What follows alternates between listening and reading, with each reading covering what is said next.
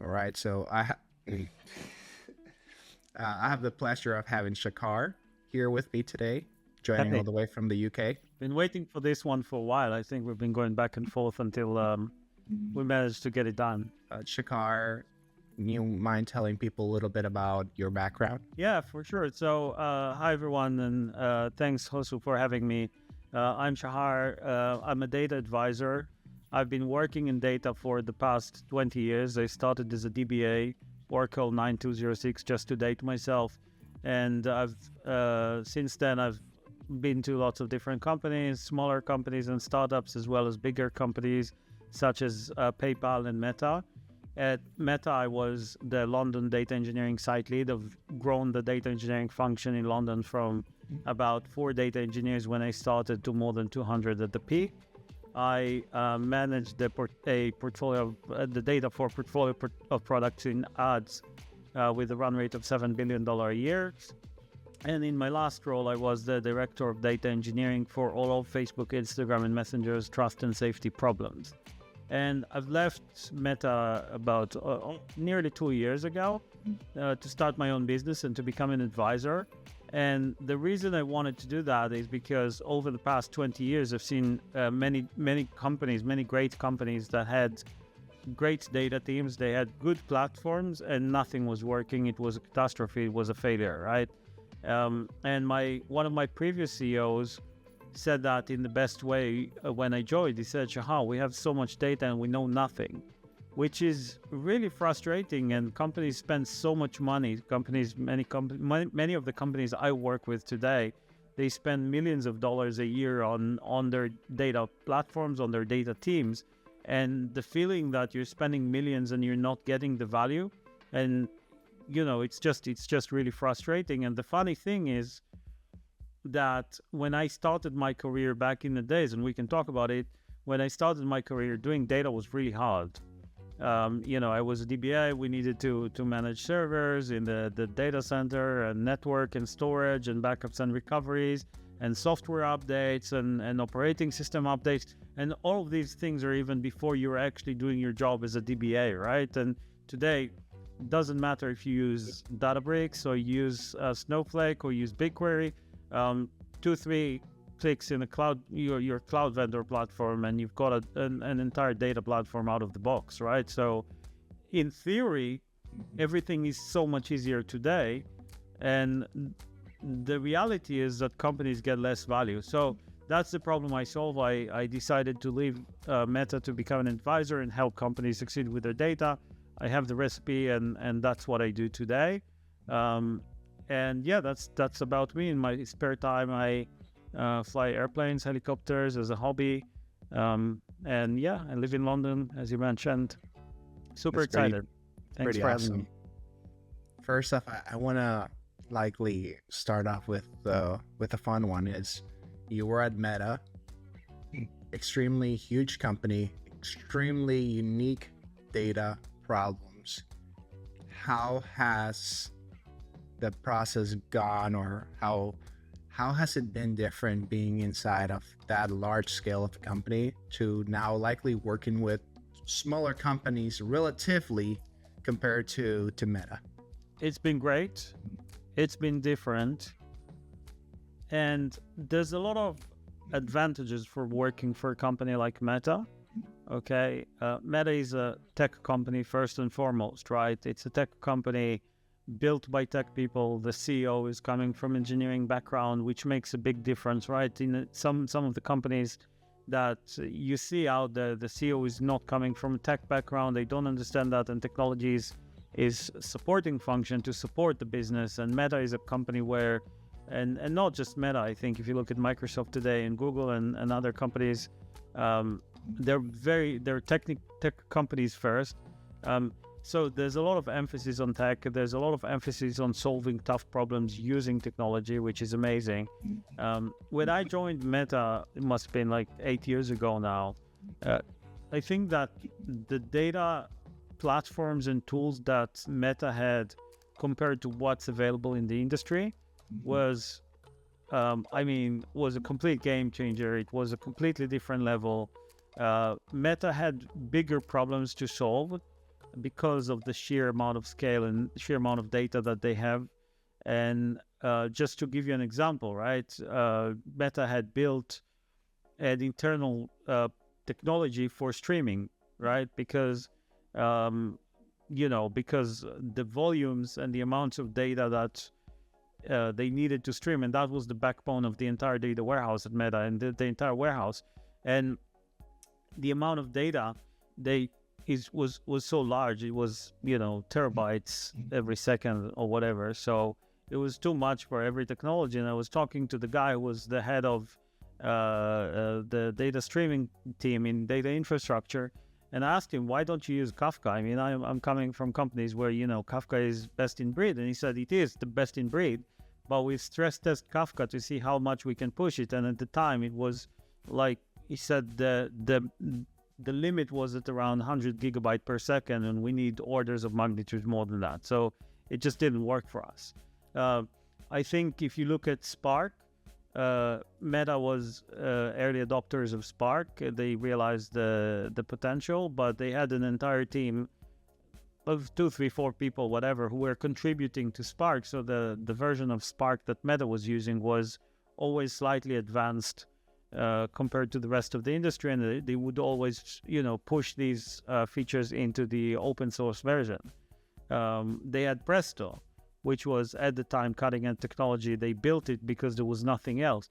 But I think at some point, what's interesting, at some point the industry caught up. So if you look at what's available today, you look at Databricks, you look at Snowflake, you look at BigQuery, you look at even tools like dbt and Airflow, and a lot of tools that the industry didn't have 8 years ago, 10 years ago.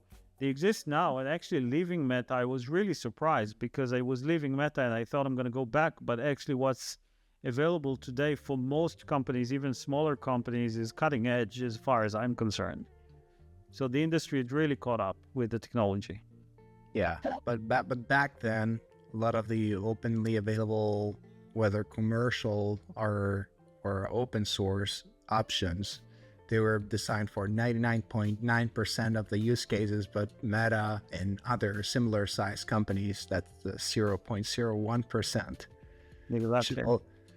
Which I think even reminds me too of I think a post from Zach that he once did about like, hey, the problems that you're likely going to be dealing with, they're not going to be the same scale as the ones that Netflix does, or the ones that other of these writers are writing about, right, from their experience, right? Because the setup for the team is going to be different. The technology stack is probably going to be different size scales problems. And if for folks that are trying to find a job, you don't necessarily, unless you're targeting one of those super high up the food chain companies, you want to learn what you're actually going to encounter in the field. So even though I would say that every system has its limits, right? And it may not be at the same scale as Meta, but I think that processing, 800 petabytes per day of data with 50,000 servers or whatever, I'm just making up number, I don't know what the number is, can be the equivalent of processing 5 gigabytes per day with one single server. So you may be working for a smaller company, but if you're hitting the limits of your system, and if you're at the edge, if you're like at the 99% of what your system can do and you need to optimize, you might be applying the same tricks as Zach is doing on Netflix and Airbnb and Meta and, big tables and, using a lot of these principles and ideas, because you don't have a choice, because you're hitting the 99% limit of your system. Correct, yeah. And I think it ultimately comes with the concept, right, as like, is this the best engineering solution for the outcome that we're trying to get to, right? Because you don't want to over-engineer. You can't, if you're in a smaller company, you can't try to design your tech stack around something that involves a lot more resources than your team is ever going to have, right? And, you're not necessarily, depending on the size of the company, you're not going to have a dedicated site reliability team. I'm sure Meta and others have like multiple of those teams. But for a lot of organizations, depending on the size, they might have one person maybe. Just different size problems. Yeah. And I think what's interesting is I did talk about it recently, but there's something interesting that's happening right now at the cloud age, which is basically your systems are almost no longer constrained, right? So in the past, when I had my database and I had the limited amount of storage, and if I wanted more storage, I needed to get more disks and I needed to connect them, and I needed to set them up and build more table spaces so I can build more I could create more tables in my database. So I was always constrained, right? The database had a specific limit in terms of size, and that was it. And I had to get the maximum value for that size. And today, your system is very elastic. So it can basically grow indefinitely, right? You want more storage, you just, you click and you choose more storage. You want more compute, just ask for more compute, you get it. So I think that we lost something with it. It makes it so much easier because for me, adding 20% more storage to my database was like a 2 months project.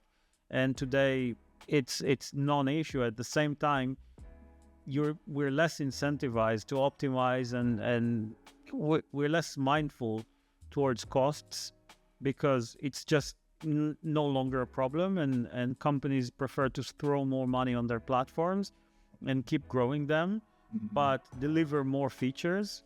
You will see, in a lot of, you talk to a lot of data engineers and data teams, and they say, oh, we want to spend time performance tuning our queries or refactoring things that are built in a scrappy way.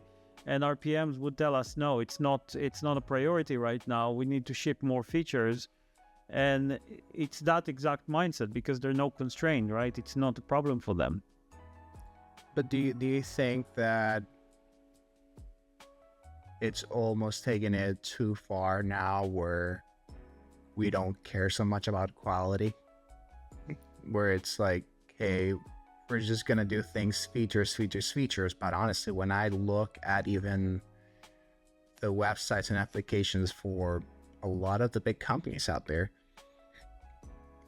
if I objectively look at those and I consider how much some of these people get paid, I'm like, this thing says, I don't know how good and reliable this is. Sorry, I'm rambling on that, but the point is, do you think that we've gone from hey, we care so much about building things the right way to like, oh well, this is going to help us get with revenue, or at least the case is made that something's going to help with revenue, but at the end of the day, we know that half of the features requested really in reality are more someone thinking, oh, this should be a fun feature, but really nothing that really there's a science or logic as to how that is going to impact the bottom line. So do you think that engineers should push back more and ask for more time to actually build things the right way? I think so. You said a lot of things. There's a lot to unpack here. Sorry. So I'm just trying to think about that. So first of all, I think that building things the right way is really, really important. And I'm very proponent for good engineering. I think that's, we need that. At the same time, the problem that I see, especially in data teams and data engineering, is some people are so hooked up on building things the right way, but they're not building the right things. So, and I have this analogy that the ship is sinking, and it feels like everybody's trying to get water. There's a hole in the ship, and everybody's trying to get the water out or to block the hole. And the data engineering team is standing on the deck and painting it to make it nicer, right? But the ship is sinking. So if your company is going out of business, it doesn't matter if your data was real time, and it doesn't matter how well your data was modeled, and it doesn't matter, like all of that is just bullshit, right? But at the same time, if your data foundations are unreliable, and not unreliable, but are very basic and with spreadsheets and all of that, but you're able to achieve 20% growth year over year using your data, like maybe it involves a lot of manual work, maybe it's not the best, maybe it's not properly engineered, but you have been able to use your data to identify opportunities to grow the business. Like between these two options, I choose option number 2. Yeah. So good engineering is important, but not at the cost of doing the wrong things and spending time on things that nobody would care about. That I 100% agree with that. I've been both on the over engineering side, where I've been the one over engineering something beyond what really the business really needed, and I've also been on the receiving end when I'm asking for something, or I've asked for something, or expected something from a team, and there was engineering for the engineering's sake, just because it looked cool, or because a platform or a software or whatever supported a capability, and like, well, how's that going to impact us?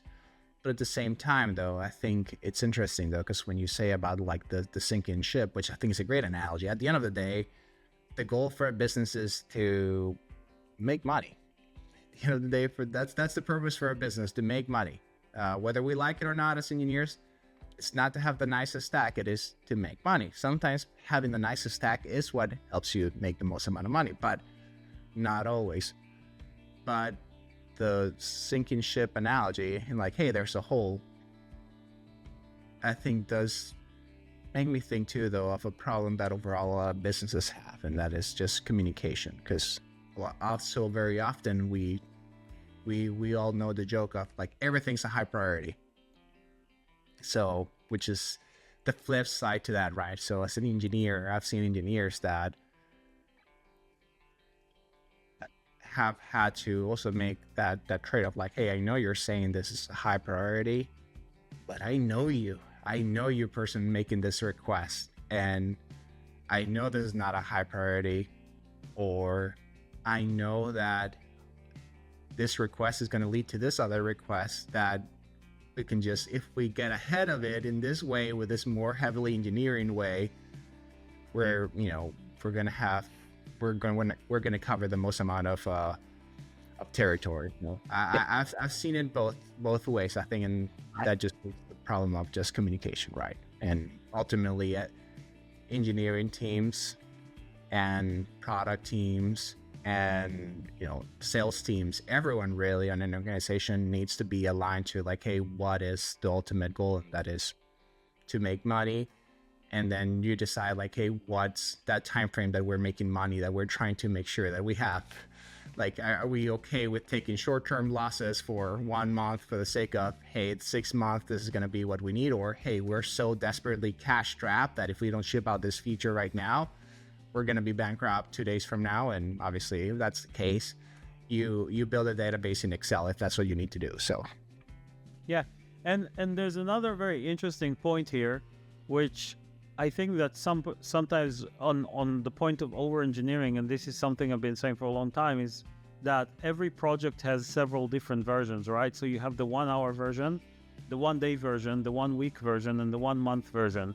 And to give an example, a friend of mine is working for a company that's building an app for therapists in the United States. I can't remember exactly what they do, but they build an app for therapists. And we're talking about their dashboards, and he said that in his top line dashboard, one of the metrics is number of therapists using the app. And I told him that's great, but this number is meaningless, right? Because it's not put into context. So I don't know what I would be interested in is the market penetration rate, right? So the number of therapists using the app over all, like the total number of therapists, right? And he said, yeah, our CEO was asking for that, but the problem is it's a very big project. And then I said, okay, so every project has several versions, the 1 hour, the 1 day, the 1 week, the 1 month. Let's see what it looks like, right? So the 1 hour version, you go on ChatGPT, you ask how many therapists are in the United States, you get a number, and you just, in your dashboard, you say, you take the number of therapists, divide by this static number, and you call it estimated market penetration rate, right? With the word estimated, this is very important because it's not the actual market penetration rate, but in 1 hour, you're already able to give them directionally an estimate of where are we, right? It may be plus minus whatever percent, may not be super accurate, but it's good enough, right? And the 1 day version, maybe I'm sure these therapists have a some sort of thing, they licensing thing, they need to get their licenses. So somewhere there's a list of all therapists. You can just download the file, do a one-off, like clean it up, get a more accurate number, and in one day you can get a number that's more accurate, and you can remove the word estimated. That's the one-day version of the project. It's still going to be static. It's not refreshing. You haven't built pipelines. You haven't used their APIs, nothing of that sort. And then maybe that list includes all the people who have a license, even if they're not actively practicing. So maybe in 1 week, you can build something that would download it, let's say once a week, process it, clean it up, remove the ones that are not active, and then you get a more accurate version. That's the 1 week version. Yeah. And the 1 month version, you can even see how many of them work in multiple clinics, and based on their LinkedIn and based on other data sources, and apply a bunch of heuristics. And because of that, you can count them several times because they need to pay for different licenses and whatever. So you can make a whole project out of that, but see how much you can achieve in just 1 hour. And I say all of that just because I think that a lot of engineers, when you say over engineering, what typically happens is engineers tend to start with the 1 month version and not with the 1 hour version. They start with like, let's get all the constraints, all the complexities, all the considerations, everything. Let's put everything on the table instead of saying, what's the quickest thing I can do to add value? Yeah. And now I will say something though, that whole concept, which I think is great, of like the 1 day, the 1 hour, the 1 day, the 1 week solution, the 1 month, whatever time frame. The one problem though that I could see practically happening in organizations is what's going to happen. We're going to come up with that 1 hour solution or 1 day solution, and then you're going to get bombarded with other sinking ship priorities. The ship is sinking here, put it out. Now you could argue. So from an engineering standpoint, I could see an engineer being like, well, I'm skeptical about that because I know what's going to happen. But at the same time, you could argue, well, if that 1 hour solution or that 1 day solution was good enough for the business need, then, and there are other things that are more important, then that's you just had to have a MVP there for that solution, and that's what it is. But look, here's the beauty of it, right? Because each one of these versions, the 1 hour, 1 day, 1 week, they all add value, and they're all bounded in terms of the amount of work, right? So when you finish, you finish. And the beauty of that is if you do the estimate, the 1 hour version, and you never get to prioritize the 1 day or the 1 week version, maybe it's not important. Maybe estimate is good enough, right? That's exactly the point I'm trying to make. Yeah, I agree. Maybe it's not about precision. Maybe it doesn't matter if we're 22% or 23.7%, as long as we're not in the 80+% market penetration rate. Then we need to keep going, right? And that's good enough. And that's where you leave documentation inside of your code. So you say, hey man, I'm sorry that my code is so bad, but hey, I still only had 1 day to do this, so tough luck, whoever has to rebuild this into something more sustainable for whenever I leave the company. So, and this is why I said in the dashboard, like the 1 hour version, you call it estimated market penetration rate. You don't just call it market. I like that. I think I like that approach. Otherwise it's like, hey, well, we're just magically working out the numbers. Before we started recording, we were talking a little bit about data quality, and data quality is something that when I hear data quality, that's something I'm fairly skeptical about. And the reason being is I think there's a lot of vendors that talk about data quality, and I think very often they poorly convey the message as to how that data quality impacts the business bottom line. And so with that said, there's a lot of different vendors out there. I think some that are good, some that are not, but ultimately data quality becomes a vendor buzzword where I feel like it doesn't need to be. So from your perspective, what is data quality? And as both you and I, individuals that care about the business outcome, what does that really mean to a business practically? Both the real dangers or the real impact, and that, it could go either way. I think the problem is data quality is a very broad term, and as we were talking about that earlier, I was thinking about it, and here's the thing, right? So data quality can mean a lot of different things. It can mean that your source data is wrong. It can mean that you're not processing it correctly, or you're making mistakes along the way. It can mean that you have multiple different versions of the same thing that are not the same, and you need to reconcile them. It could mean that your data is not refreshing. It could mean a bunch of different things. Now, the question is, what are the implications of that? So this is, in some cases, it's very obvious. In some cases, it's not. So to give you an example, I was just chatting to somebody several weeks ago who said our CEO in a pretty big company, a CEO was doing his investors call, right, reporting numbers to the street to investors, and during the earning call they said that they quoted a number which was absolutely wrong.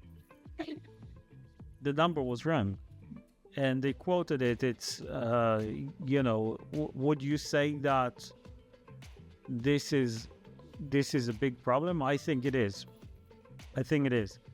What is the cost of that problem? I don't know.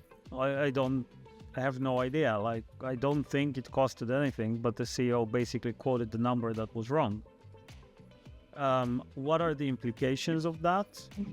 Luckily, I think nobody spotted that. Nobody cared. Like, some people knew, obviously, that this number is wrong, but it wasn't their top line metric that he was misquoting. It was something else. So it was presentation fodder for that purpose.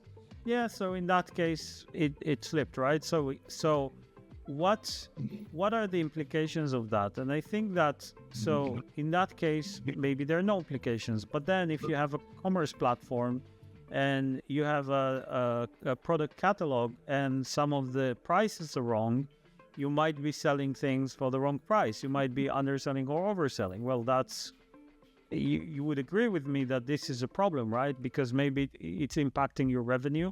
Maybe it's impacting your sales. More than that, it's impacting your user's experience, right?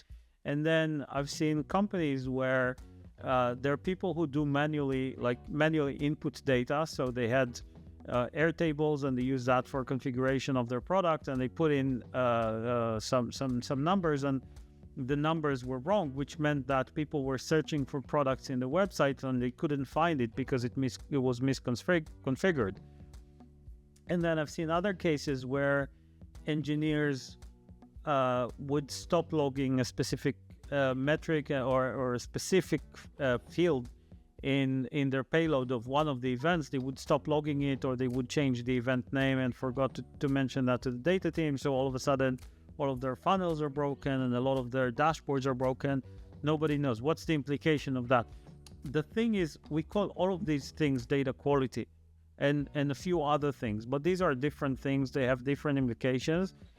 The fundamental problem is that all of that erodes trust. And when people see these things over and over again, and they see CEO quoting the wrong numbers, and they see users getting the wrong prices on the website, and they see that their funnels and their dashboards break down because one of the engineers changed one of the events and forgot to mention, it all adds up to the perception that our data is just not trustworthy and we cannot use it. And so they don't use it, or they don't have the confidence to use it in a self-service way. So they overload the analytics teams and the analysts to get all the data because they don't trust it that they can do it on their own because the data is not trustworthy. And it creates this very vicious cycle that leads to the fact that the company, in the end of the day, is just not getting the value that it's supposed to get from its data. Now, what is the cost of that? What is the implication of that? I don't know. But one of the costs is that your competitors are going to use their data. they will do it, and your company is gradually using it less and less because there's less trust, because there's a lot of issues. It's a And lot more tribal knowledge too that takes place. Oh, I know where our skeletons are. yeah, exactly.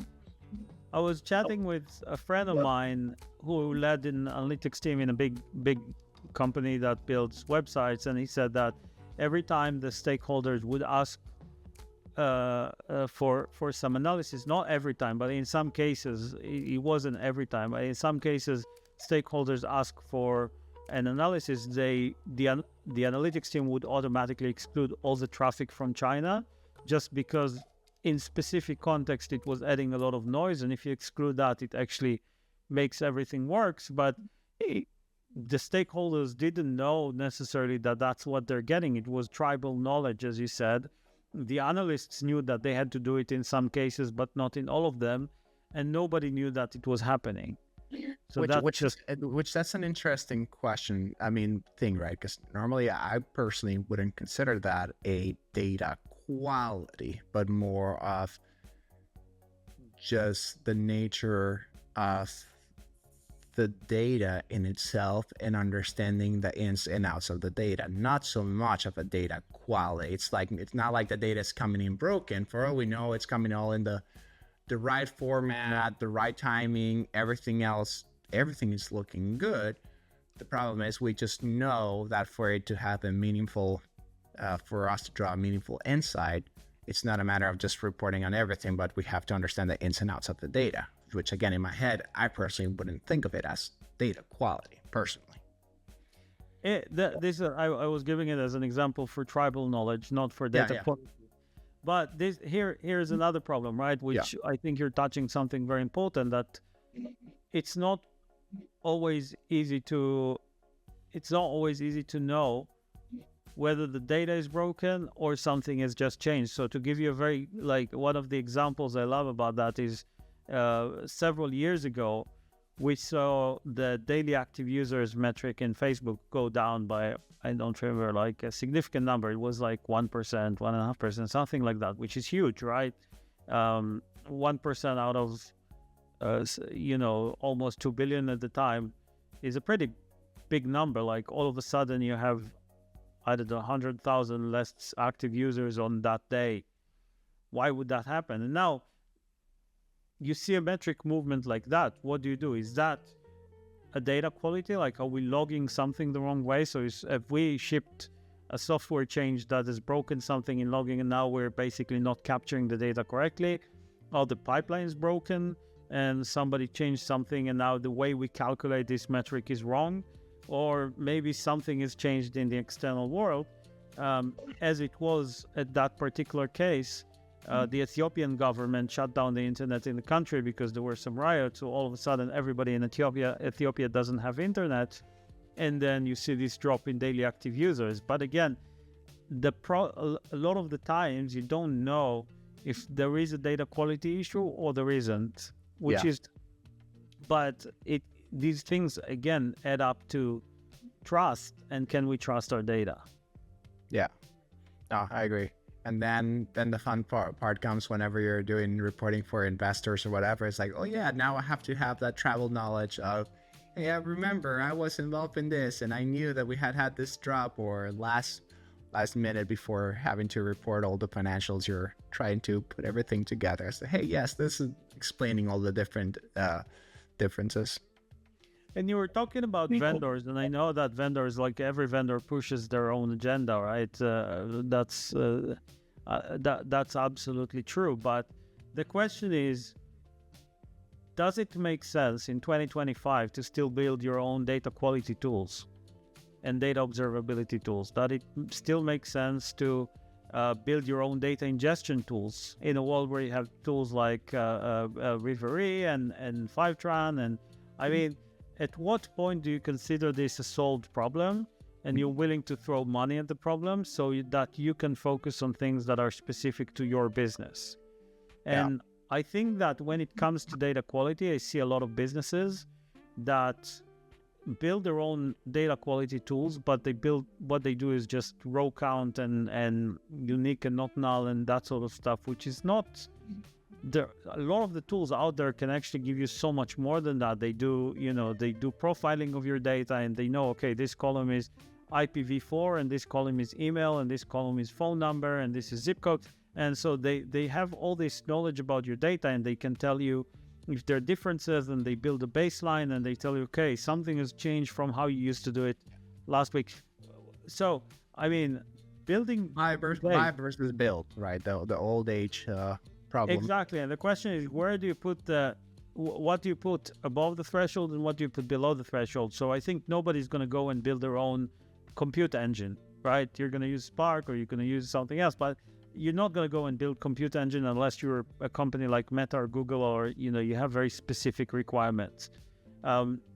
Companies don't need to build their orchestration tools. I think that will be wrong, right? You've got Airflow, you've got a bunch of there's so many different tools you can use. There's no need to build that. So where do you draw the line? And I think that for me, data quality is definitely one of those problems that more companies should be considering buying versus building, because you're going to build something that is subpar, maintain it, and still not get the value that you could be getting.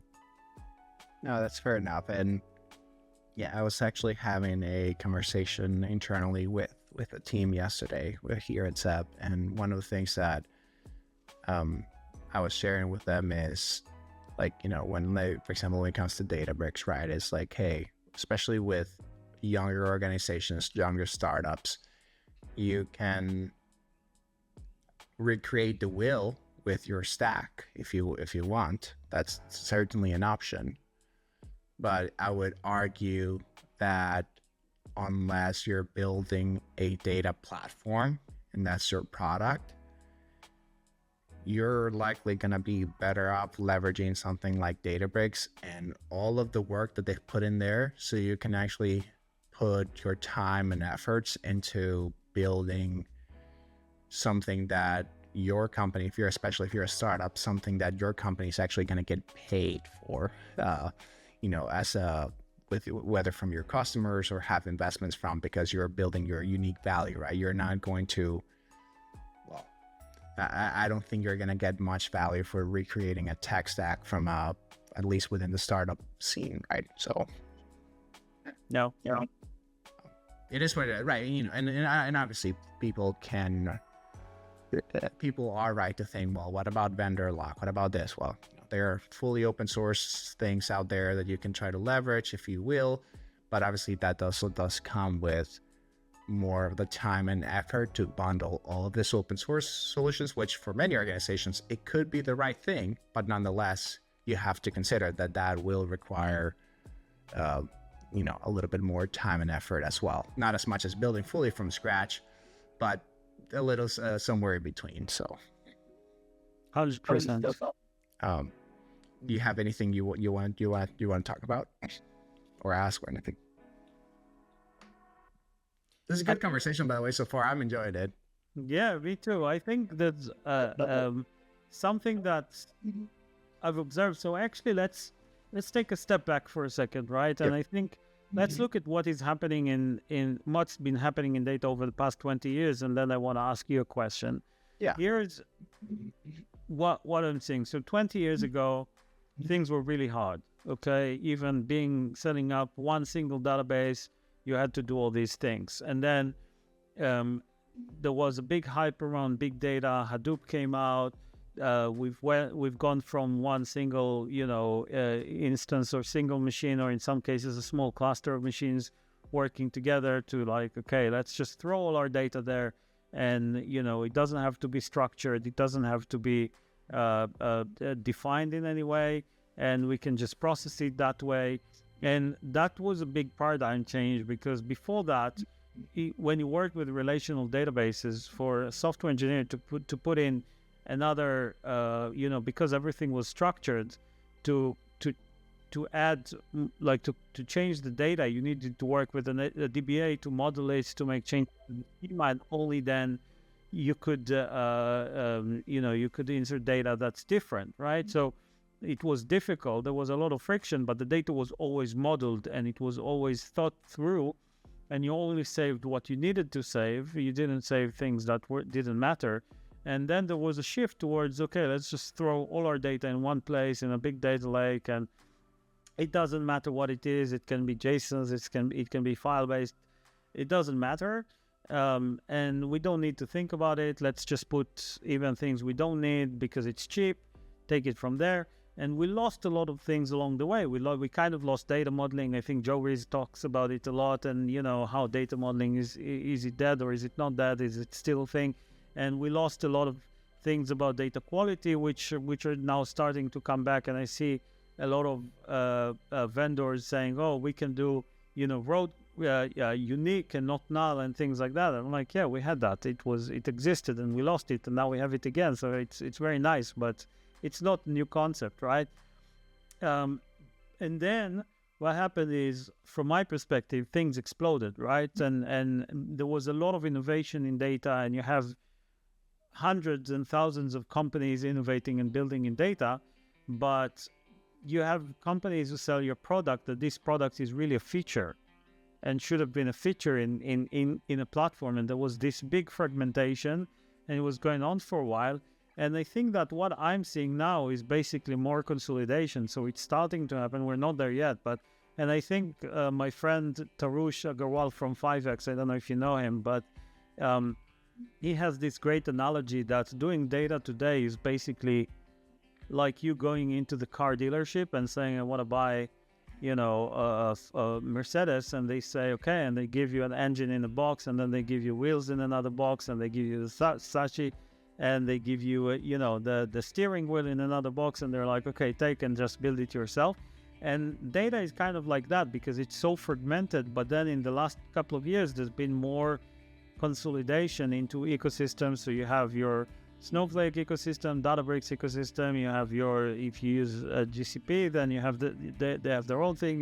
AWS have their own thing, and everybody's like, all these vendors, these big vendors, they buy technologies and they try to offer you like an end-to-end out-of-the-box solution. So technically speaking, like, our platform would be able to do everything for you. You don't need to get everything in a different box. We'll just give you the whole car.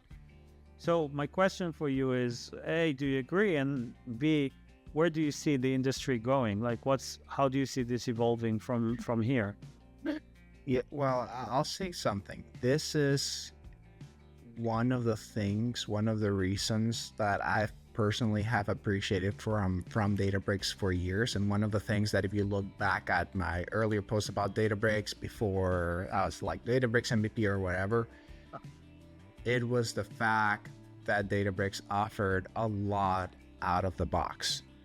Because I remember the first time that I started using Databricks 3 or 4 years, I was putting against one of the competitors. That competitor was Snowflake in that case. I found the initial setup for Snowflake to be more complex because I knew I was going to have to really bundle other pieces to make it work the best way. And I was virtually running as a one-man team. In Databricks, I spent like 16 hours on some training content. I was like, okay, all the tools are here in one box. So I'm not saying this is a block to Databricks, but that was just my experience where it's like, oh, I like this. They have a lot of tools bundled in one place out of the box. And one of the things that I even called out, maybe a year ago, or I don't know how long ago, was like, hey, Snowflake needs to go in this direction too, out of the box. I think Snowflake has a great product, but they need to have more value out of the box. And I think they've made progress in that. So to credit to them in that regard. So to your point is, I think everyone's saying it, there's going to be more acquisitions, more consolidation. To your point, there are a lot of tools out there that are features. I think there are a lot of tools out there that are features that were built, I think, with the founders expecting companies to go ahead and buy them and bring them into their ecosystem. But I don't think a lot of them have had as much success as they wanted in that adoption process. So, I mean, I think the VC world right now is just it's just a very interesting space. So on one hand, to more directly connect to your question is, I think consolidation of tools is in the best interest for customers. Now, again, there'll be some folks that will argue, well, if you have consolidation, then you have less choice of tools. But ultimately, when companies are being more and more cash strapped, whether we like that extra choice or not, consolidation of tools is, at least for the foreseeable future, what's in the best interest, like tools that have more value out of the box. Again, if you have the staffing to go ahead and put a bunch of open source options out there, put them all together and handle all the intricacies between each other, great, that's awesome for you, right? But for a lot of organizations, their focus should not be on the tech stack, it should be on the business value. So I'm excited to see this happen. Like I said, I'm excited to see what Databricks is doing. I'm happy for Snowflake too and trying to expand its horizons. I think it's good competition for the ecosystem. So yeah. 100%.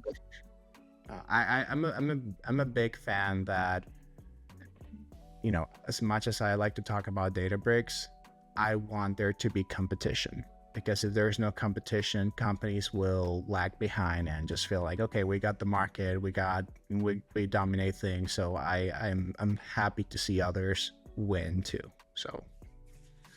So thank you so very much, Shachar, for being here. I hope Thanks everyone enjoyed this conversation. And Shachar, you want to, just for anyone that wants to do work with you, you want to give like a 1-minute plug as to how you're doing, how to get started, and anything like that? Yeah, I mean, the best way is just connect with me on LinkedIn, follow me. I post every day, so hopefully this will add value for you. I just recently started my YouTube channel, so, you know, feel free to subscribe. Sometimes there will be interesting content coming up there. And yeah, looking forward to connecting and staying in touch.